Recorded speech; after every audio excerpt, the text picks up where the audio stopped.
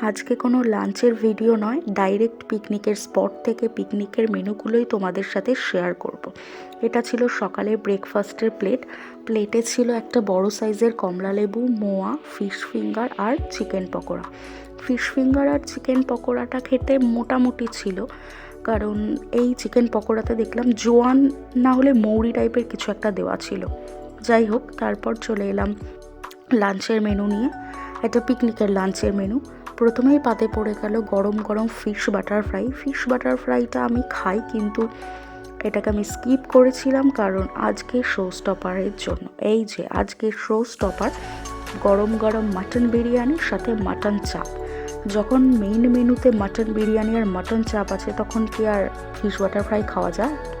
এর সাথেও চাটনি, মিষ্টি, পাঁপড় ছিল। আমি সেইগুলোর ভিডিও তুলতে ভুলে গিয়েছিলাম। তো বলো আজকের মেনুগুলো কেমন লাগলো।